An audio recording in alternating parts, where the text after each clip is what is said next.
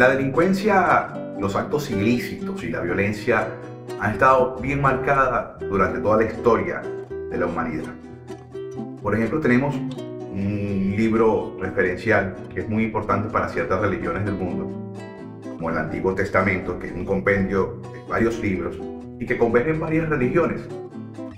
Y en sus primeros pasajes ocurre un hecho violento, que es el fratricidio, el asesinato de dos hermanos, como es el caso de Caín y Abel, que nos marca más que el hecho del asesinato en sí, nos marca unas interrogantes morales. Nace por primera vez esas preguntas de si está bien o está mal. Ellos nos dan una respuesta bajo las leyes consuetudinarias que nos exige básicamente y rápidamente la justicia y un sentido común. Digo todo esto porque para nuestra Venezuela republicana, partiendo de la Venezuela republicana después de 1830, después de que Venezuela se separa de la Gran Colombia, muere Simón Bolívar y tiene como primer presidente a José Antonio Páez, esa república naciente está también marcada de hechos violentos, de delincuencia, de actos ilícitos, porque no escapamos obviamente de eso. Pero en 1838 nace un personaje muy importante que quizás para muchos es desconocido, que es el escritor Eduardo Blanco. Eduardo Blanco está en la actualidad en la boca de algunos personajes influyentes de Venezuela, ya que resulta que él es el tatarabuelo del activista y política María Corina Machado, un personaje bien protagónico de la historia actual de Venezuela.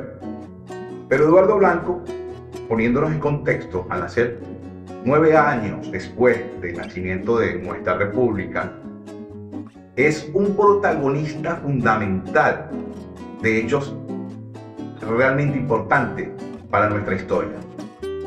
Primero como un protagonista de primera fila ante toda la gama de personajes que fueron presidentes de ese proceso.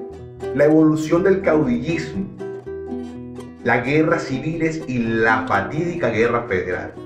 Imagínense, de 1939 a 1912, que culmina conociendo finalmente al último gran caudillo, que es Juan Vicente Gómez, que para muchos es el padre de la formación de la nueva Venezuela, de la Venezuela moderna. Eduardo Blanco tuvo la oportunidad de primera mano en ese crecimiento, siendo un militar, siendo un activista político y siendo escritor, de conocer a todos estos personajes importantes. De hecho, fue ayudante de general José Antonio Páez, nada más y nada menos. Un José Antonio Páez ya bien anciano, pero curiosamente endiosado. Era el gran superhéroe de nuestra república. Entonces imagínense todas las historias que pudo ir absorbiendo Eduardo Blanco durante este crecimiento. Y él lo plasma en dos obras magníficas e importantes de su carrera, que son Venezuela Heroica y Venezuela Heroica Tomo 2. Estas dos obras marcan el inicio de la literatura fantástica del país. Eduardo Blanco narra las batallas que se producen en la época de independencia, nombra a estos héroes independentistas, nuestros próceres, lo eleva a otro grado, muy a lo mero de Grecia, los endiosa, se crea una mitología, empiezan a convivir la fábula, la leyenda, la realidad, empieza a creer y a nacer la superstición, personajes fantásticos, subreales y hechos que nos hacen preguntarnos si realmente existió. Sabiendo que la historia las cuentan los vencedores, Eduardo Blanco marca y narra durante estas dos obras un grupo de patriotas siempre estando en desventaja al gran imperio español, vencen una tras otra, que en cada batalla van venciendo y van fortaleciéndose tras sucesos magníficos. Esta obra en su época marca algo importante, pero ya para el siglo XX, donde la Venezuela empieza a modernizarse y los currículos educativos exigen a un personal idóneo para que puedan trabajar y laborar en nuestras escuelas que se están creando, nace una figura importantísima y bellísima, que son las maestras normalistas. Estas maestras normalistas al final de los años 50 y hasta los años 70, eran estas jóvenes brillantes que se graduaban de bachiller, hacían una especie de nivelación y se graduaban como bachiller docente. Los que nacimos en el año 80 pudimos conocer a muchas de estas maestras normalistas, ya justamente en proceso de jubilación o en jubilación, algunas por su magnífica tarea como docentes, bueno, ya estaban trabajando en algunas instituciones públicas de alta relevancia, eran presidentas de instituciones y fundaciones, y ellas obviamente, bueno, le dieron clase a nuestros padres, a nuestros abuelos, pero eran unas maestras, bueno, que su educación se basaba en algo muy global y muy único y muy venezolano, donde nuestros símbolos patrios era una deidad, era un respeto, eran innombrables y venerados. Una maestra normalista te podía enseñar cualquier manifestación folclórica del país, pero también a la vez te podía bailar un minueto. Una maestra normalista te enseñaba a poner un botón del pantalón, te enseñaba a cocinar, ética y moral y agricultura. Y cuando se referían a la historia de Venezuela, su pergamino, su Biblia, era sin duda Venezuela heroica. Entonces las maestras normalistas se convertían en narradoras orales fantásticas y contaban la historia de Venezuela, claro, bajo la premisa de Eduardo Blanco, y uno se quedaba sencillamente enamorado. Eduardo Blanco tuvo una carrera literaria bien interesante, con unos cuentos fantásticos, pero una de sus obras, quizás lamentablemente menos conocida y muy importante, donde marca y señala la naturaleza propia del venezolano, es en la obra Zárate.